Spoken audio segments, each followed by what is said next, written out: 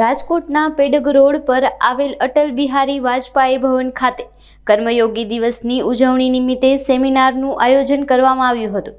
કર્મયોગ મંદિર આયોજિત સેમિનારમાં મોટિવેશનલ ગુરુ ડોક્ટર રાજીવ શર્માએ ઉપસ્થિત અગ્રણી શ્રોતાજનોને કર્મયોગ વિષય અંગે વિગતવાર સમજણ આપી હતી। આ સેમિનારમાં 800થી વધુ જિજ્ઞાસુ નાગરિકોએ ભાગ લીધો હતો અને પોતાની જીવનશૈલી કઈ રીતે સુધરે તે બાબતની માહિતી મેળવી હતી।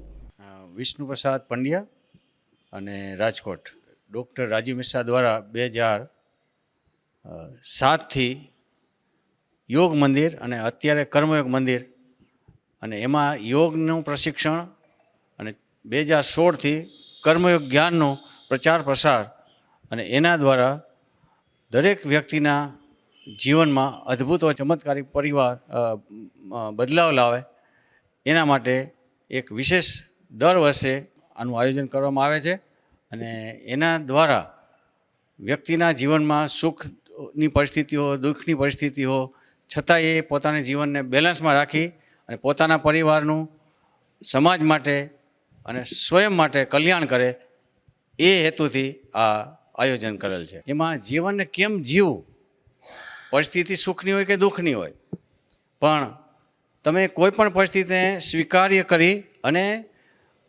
સુખની પરિસ્થિતિમાં જરાય અહંકાર ન કરો, દુઃખની પરિસ્થિતિ હોય તો વિચલન વગર પાછા ફરીથી ઊભા થવા માટે પ્રયત્ન કરો, એવું શિક્ષણ આપી અને તમામને જીવનમાં પોતાના જીવન હોય કે પરિવારનું જીવન હોય કે સામાજિક રીતે હેલ્પફુલ થવાની ભાવ છે। એ જ કે જો તમે જીવનને કેમ જીવવું એની સમજ શક્તિ તમારામાં આવી જાય તો પછી તમે ટેન્શન મુક્ત થઈ શકો છો અને જીવનને સરળતાથી અને આમ કહેવાય ને કે ખુશી હાલથી જીવનને જીવી શકો।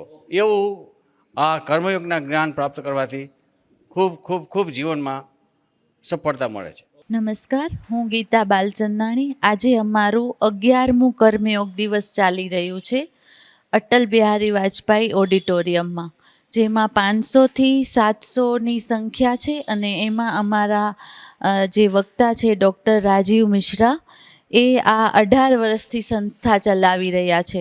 કર્મયોગ દિવસ માટેનું આજે અમારું સેમિનાર છે।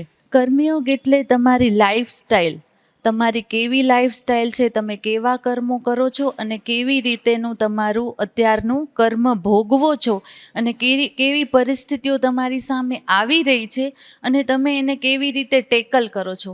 લાઈફમાં તમે કેટલા ખુશ રહી શકો છો અને કેટલા પહેલાં નિરાશ હતા, આ સાંભળીને તમે કેટલું લાઈફમાં એન્જોય કરી શકો છો, ખુશ રહી શકો છો।